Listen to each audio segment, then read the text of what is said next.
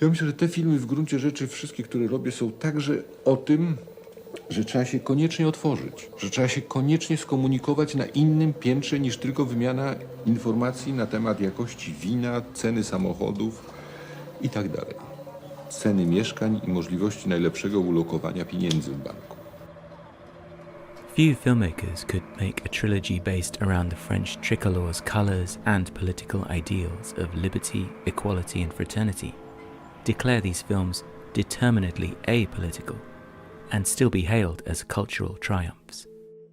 Krzysztof Kieślowski could.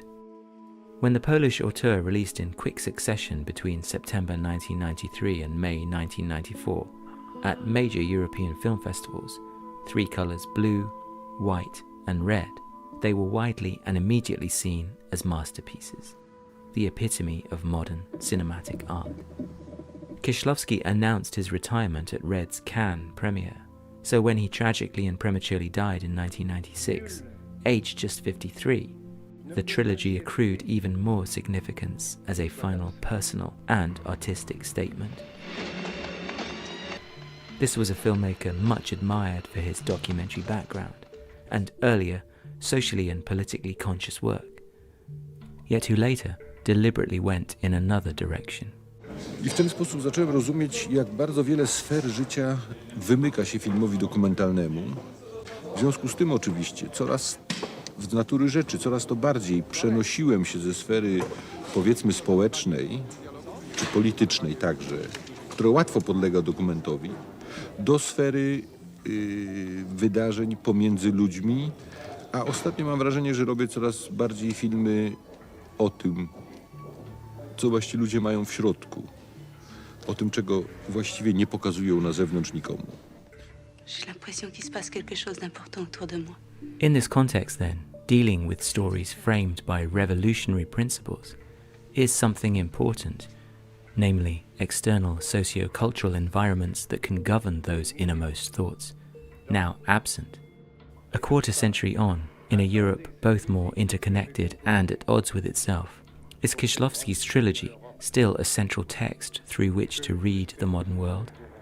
Or rather, pretty colourings in the margins? Kieślowski was always upfront that the three colours concept was just a pretext. Yet he and his regular co-writer Krzysztof Piasiewicz explored these themes of liberty, equality and fraternity with their habitual intelligence, insight and irony. Blue is a deep dive into grief, the freedom from all emotional ties sought by a woman who loses her husband and young child in a car accident, and how the past will not let her go, and ultimately help reconcile her sorrow through the healing power of creation and love. Viens avec moi en Pologne. White is a more naturalistic black comedy about a dysfunctional marriage and, through its hapless Polish expat protagonist, a satire on Kieślowski's homeland adapting to life post-communism, and how these two unions, personal and national, might find a new twisted equilibrium. Red, the most expansive and inquisitive of the three, focuses on the unusual friendship between a compassionate young Swiss model and a cynical, voyeuristic old judge. It delves into a favourite Kieślowski theme, blind chance and fate, and how the characters' relationships may have wider, more intangible repercussions. As pure filmmaking, it's easy to understand why the films were so celebrated individually and then as a unified work. While there are brief moments in Blue and White where the characters unwittingly intersect, it's only in Red's trilogy-capping coda that the protagonists of all three films are finally brought together, miraculous survivors of a major disaster. Though each features different, outstanding casts, takes place predominantly in different European countries, is shot by a different cinematographer, and unfolds with a different tone and tempo, Kieślowski and Piasiewicz were careful to layer in connective links and motifs. Most obvious are the respective titular colour palettes. In Blue, Julie's unbidden visitations by past memories are announced with washes of blue overwhelming both her and the screen. White uses its signifier more sparingly and less self-consciously, whereas red heightens the concept to a whole other level. This is no mere decoration, but rather colour expressing a sensual state of consciousness. The blue of icy depression and numbed solipsism. A bleaching white for sardonic purity and possible clean slate. A red alive with the warmth of shared intimacy or warning of imminent danger. One should note though that this wasn't new for Kieślowski. His previous film, The Double Life of Veronique, employed a similar colour coding with its oneiric, almost in utero-like amber palette. In fact, the film also contains the forerunner to one of the trilogy's key connective scenes. In Blue, Julie is too lost in her own grief to notice an elderly person labouring to make a bottle bank deposit. White's destitute Carol does see and grimly seems to identify with a fellow struggler. Only Valentine in red goes to offer assistance, and this progression across the films is key to Kieślowski's concept of personal responsibility. Oczywiście my jesteśmy, każdy z nas jest odpowiedzialny za siebie samego i za własne życie. To jest całkiem jasne. Ale ja myślę, że jest też odpowiedzialność inna. To jest odpowiedzialność, której w istocie nie mamy pojęcia, że w ogóle istnieje. To jest odpowiedzialność za innych ludzi, których spotykamy lub których nawet nie spotykamy. Ja głęboko wierzę w to, że w sposób, w jaki żyjemy, sposób, w jaki postępujemy, ma wpływ na ludzi wokół nas. Wszystko jedno, czy ich znamy, czy nie. Look closely at Kieślowski's entire career, and this shifting between the material and immaterial, physical and metaphysical world has always been there. His very first short, The Tram, deals with a chance encounter between two young people and an almost existential longing for connection.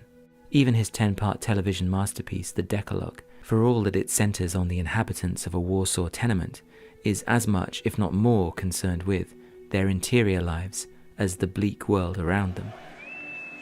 1989's collapse of the Soviet Empire and Poland's post-communist era no doubt influenced Kieślowski's refocus away from overt political statements.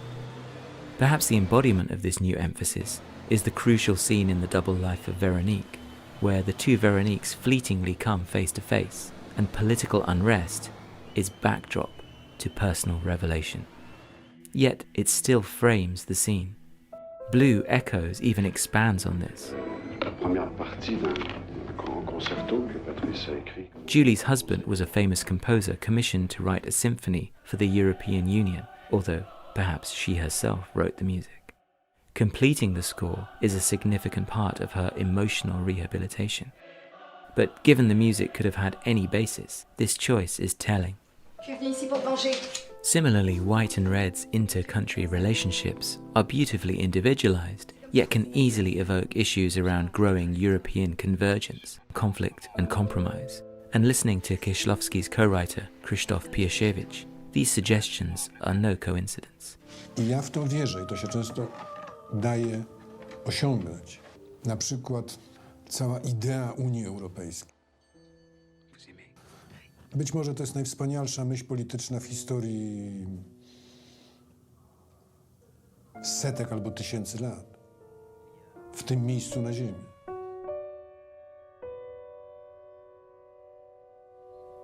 Myśmy chcieli po prostu zwrócić się do ludzi, żeby porozmawiać o otaczających ich świecie. Kieślowski's style of address had evolved over time, but then so had the world around him. Europa, człowieku.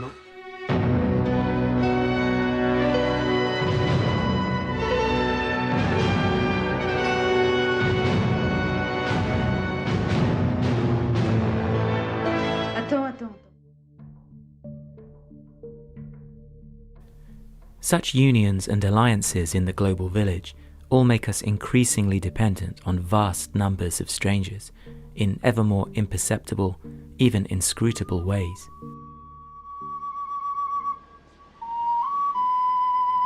Comment vous connaissez cette musique? J'invente toutes sortes de choses. The entire trilogy, particularly their endings, stressing powerful, often intuitive communion and connection, affirms Kieślowski's belief in mutual responsibility. And in Red's climactic Deus Ex Machina finale, Kieślowski is firmly focused on the deus, or at least a kind of metaphysical invocation, rather than the physical world's machina. Political ideas and ideals refracted through the personal. The European Union's official motto is United in Diversity. At its most essential level, trying to capture on film the inner lives of the people who make up any social and therefore political entity, it also seems an apt description for the ever-searching mission of Krzysztof Kieślowski's cinema.